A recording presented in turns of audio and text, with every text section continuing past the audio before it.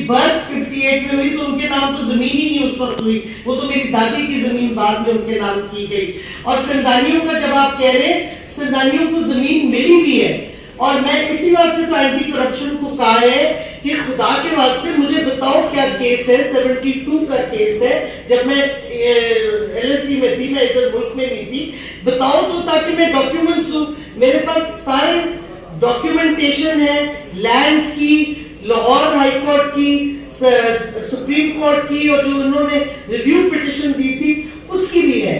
اور 10,000 ایکڑ میرے نام نہیں, میرے پاس انڈر 600 اینڈ کچھ ایکرز ہے, انڈر 700 ایکرز جو ڈکلیئرڈ ہے, جس کا انکم آ رہا ہے. اگر کوئی اور ہے تو مجھے کوئی کاغذ دکھائے گا, کیس دکھائے گا تو میں بات کروں گی نا. ہمیں تو پوچھ ہی نہیں رہے. ایک بندہ جا کے فیڈ کر دیتا ہے ایک جرنلسٹ کو, جی یہ ہو رہا ہے. بھی آپ اگر کر رہے ہو انویسٹیگیشن, اور 72 سے آپ کو کرنی چاہیے تھی نا انویسٹیگیشن, اور اوریجنل FIR میں ایک پٹواری کا نام ہے صرف. تو مجھے کوئی, میں تو آج بھی کہا ہے کہ بھئی جو بھی کیس ہے ہمیں دکھاؤ, ہم آپ کو ڈاکیومنٹیشن دیں گے. بلکہ انٹرسٹنگ بات یہ ہے کہ جب میری یہ کڈنیپنگ ہوئی, اس کے بعد لطیف کھوسا صاحب نے فون کیا میری بیٹی کو, کیونکہ وہ میرے والد صاحب کے لائر بھی تھے اور میرے لائر بھی تھے سپریم کورٹ میں آفٹر مائی فادرز ڈیتھ. تو انہوں نے پھر کہا کہ ہی از گوئنگ ٹو کم اور ایکسپلین کر دیں گے, کیونکہ انہوں نے کیس لڑ کے جیتے تھے. تو میں تو آپ کو کہہ رہی ہوں ڈاکیومنٹیشن ہے, بٹ کوئی آپ کے آگے بات تو کرے. لیکن یہ تو نہیں ہو سکتا کہ آپ 72 کا کیس میں اپریل 4 کو جب ہماری حکومت فیڈرل چلی جاتی ہے, پھر آپ میرا نام ڈال کے اس میں ڈال دیں. یہ تو کیوں پولیٹیکل وکٹمائزیشن ہے. آج ہیومن رائٹس کمیٹی میں جدھر اپوزیشن کے ممبر بھی بیٹھے تھے, انہوں نے بھی کہا کہ وہ سینیٹر جو تھے بلور اور کیا کہتے اینی مری وغیرہ, انہوں نے بھی کہا کہ لگتا تو یہ ہے کہ جیسے یہ پیور پولیٹیکل وکٹمائزیشن ہے. اور اگر کیس ہے, نہیں آپ بات تو سن لیں, اگر کیس ہے تو آپ کاروائی پوری کریں. اس طرح تو نہیں آپ اریسٹ کرتے کہ گاڑی سے گھسیٹ کے آپ کسی کو کڈنیپ کر لیں, نہ آپ تھانے میں جائیں, نہ آپ کسی جوڈیشل اس سے میجسٹریٹ سے لیں گرفتاری کا کاغذ.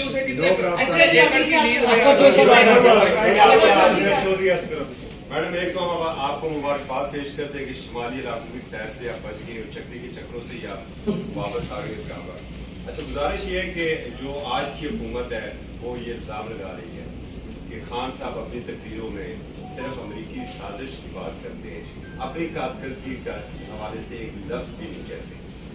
دوسرا, اگر ملک ڈیفالٹ کر جاتا ہے تو الزام کس کے سر پر جائے گا؟ کیسر بنگالی صاحب چند روز قبل پریس کلب میں یہ کہہ چکے ہیں کہ اگر IMF کا پروگرام نہ ملا تو ڈیفالٹ کا خطرہ ہے. تیسرا میڈم یہ بتائیے کہ کیا PTI کسی کے ساتھ بیٹھ سکتی ہے یا اکیلی پرواز کرے؟ Thank you. پہلی بات تو یہ, آپ نے لگتا ہے خان صاحب کی تقریریں نہیں سنی. ہر پروگرام میں وہ اکانومی کا ذکر بھی کرتے ہیں, جو ہم نے کیا ہے وہ بھی ذکر کرتے ہیں, احساس پروگرام کا ذکر کرتے ہیں. تو اچیومنٹس کی جہاں بات آتی ہے بالکل ذکر ہوتا ہے. تو مجھے نہیں پتا یا آپ کہہ رہے ہیں آپ نے نہیں سنا یا آپ حکومت کا, ہاں تو حکومت کے کام تو ویسے ہی بند ہے نا, میں کیا کروں اس کا.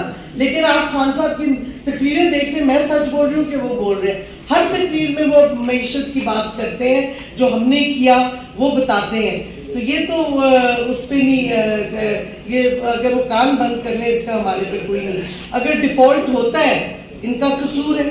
اگر آپ نے ایک جب اکانومی سٹیبلائز ہو گئی تھی, اور آپ کو یاد ہے خان صاحب نے اپنی پہلی تقریروں میں کہا تھا کہ ہم نے جا کے کہا کہ آپ اس کو ابھی مت ڈی سٹیبلائز کریں, بڑی مشکل سے ہم سٹیبلٹی پہ آئے ہیں پینڈیمک سے نکل کے. تو پھر میں اس کے باوجود اگر آپ نے ڈی سٹیبلائز کیا ہے اور آپ کے ساتھ IMF کے ساتھ آپ کی بات چیت ناکام ہو رہی ہے. ایکچولی پرابلم ان کا یہ ہے کہ ڈار کچھ اور کہتا ہے, مفتاح اسماعیل کچھ اور کرنا چاہتا ہے, آپس میں نہیں ان کا فیصلہ ہو رہا, تو پالیسی کوئی نہیں بن رہی. مطلب بجٹ کا ٹائم آ گیا ہے اس وقت, بجٹ پورا بن جانا چاہیے, کیونکہ پہلے کیبنٹ سے اپروول ہوتی ہے بجٹ کی, پھر جا کے اسمبلی میں لے ہوتا ہے. ان کا تو بھی کچھ ہوا ہی نہیں کام. جی ڈاکٹر صاحب دیکھیں نا, اگر کیا وہ کہنا چاہتے ہیں, ہم تو پہلے سے ان کو کہہ رہے تھے کہ آپ اگر آپ نے الیکٹرل ریفارمز کرنے ہیں تو بھی ہم آپ سے بات چیت کریں گے. لیکن آپ نے آربیٹریلی انہوں نے کہہ دیا کہ نام اوورسیز ووٹرز کو वोट देंगे। आज लाहौर हाई कोर्ट के जज ने इस पे एक्शन लिया है और क्योंकि इलेक्शन कमीशन का सेक्रेटरी आया नहीं तो उन्होंने उस पर जुर्माना भी लगाया है और कहा अगर वो पेश नहीं होगा तो चीफ इलेक्शन कमिश्नर पेश हो। तो क्या कहते, खुद ही आपने डिसाइड कर लिया है कि ईवीएम भी नहीं चलनी, ओवरसीज पाकिस्तानीज को वोट भी नहीं देना, यानी कि आप पूरा एक पहले बनाना चाह रहे हैं स्ट्रक्चर जिससे आप फिर से रिगिंग कर सकें, क्योंकि रिगिंग के बगैर तो ये नहीं आ सकते।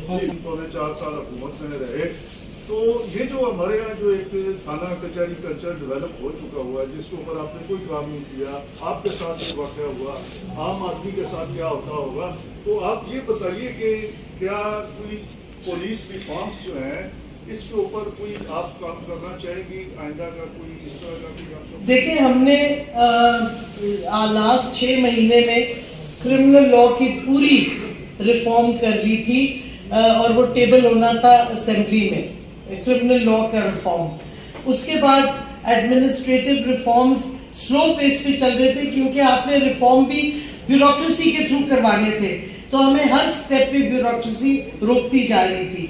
और जिधर से थाना कचहरी का चक्कर है, आपको याद हो या ना, मैं जब भी प्रेस क्लब आई हूँ, जिधर भी मैं बैठी हूँ, मैंने इनफोर्स डिसअपीयरेंस के खिलाफ एक पोजीशन ली।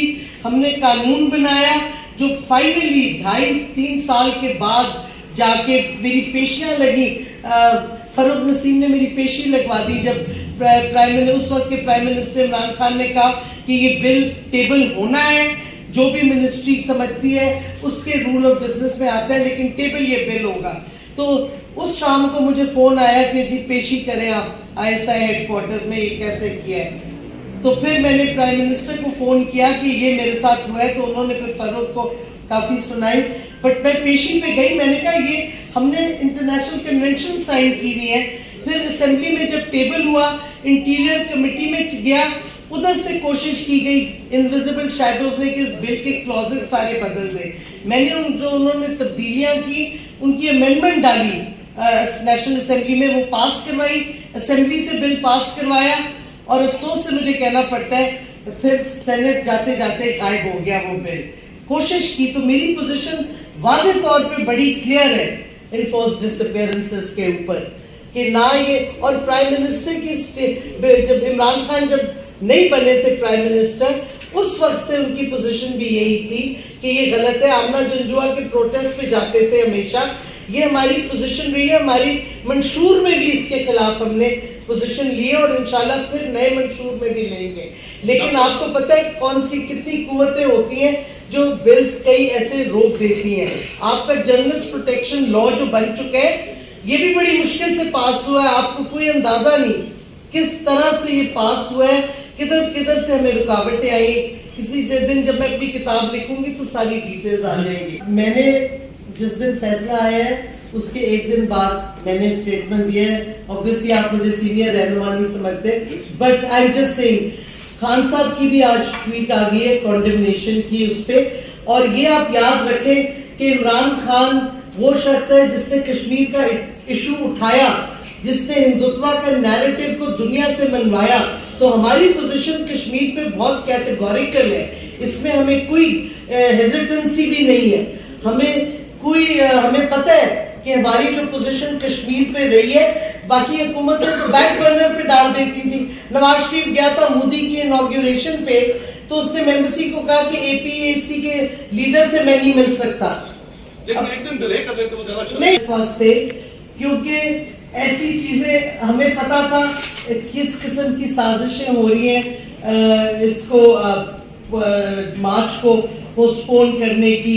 हमें लाल बत्ती के पीछे किस तरह लगाया जा रहा है। मैडम एक मुस्बत पैगाम जाता है। तो पॉइंट ये है कि जब डेट दे दी हमने, तो डेट जब अनाउंस कर दी, ज्यादा टाइम हम नहीं देना चाहते थे। मैं तो समझती हूँ जब खान साहब ने 23 को डेट दी थी तो 48 आवर्स में हो जाना चाहिए था। अब हुकूमत को अनफॉर्चुनेटली टाइम कुछ मिल गया था, बट बहरहाल हमारे लोग निकलेंगे और आएंगे। आपने कहा कि फरोग नसीम ने आपकी ISI हेडक्वार्टर में हाजिरियां लगवाई, तो क्या आपके वज़ीर आज़म को नहीं पता था कि फरोग नसीम किसके लिए काम कर रहे हैं? और दूसरा 25 मई की तारीख क्या आपने IMF के मुज़ाकरात को नाकाम करवाने के लिए रखी थी? नहीं भाई, 25 इनके नाकाम वैसे ही हुए हुए टॉक्स, ہمارے سے کیا ناکامی ہونی ہے؟ کہ حکومت ہی ناکام ہے، امپورٹنٹ حکومت فروغ دیکھیں خان صاحب کتنی دفعہ کہہ چکے ہیں کہ اتحادیوں کے ساتھ پھر پرابلمز بہت سے ہوتے ہیں. ہمیں بالکل پتا تھا فروغ نسیم کا موقف، اور کئی دفعہ اس کو جب کیبنٹ میں وہ بولتا تھا اس کو اس کی ویو پوائنٹ کو نہیں ایکسپٹ کرتے تھے. ہمیں پتا تھا کدھر سے وہ آ رہا ہے. اور بٹ ہمیں جب آپ کی کولیشن گورنمنٹ ہو اتحادیوں کے ساتھ then there are a lot of constraints or restraints. ہاں فروغ نسیم کدھر سے آ رہے تھے؟ ایم کیو ایم، اچھا وہ ایم کیو کی پوزیشن تھی، ایم کیو ایم کی پارٹی تھی نا، حاضریاں ایسے کیسے لگواتے تھے وہ؟ ان کی گپ شپ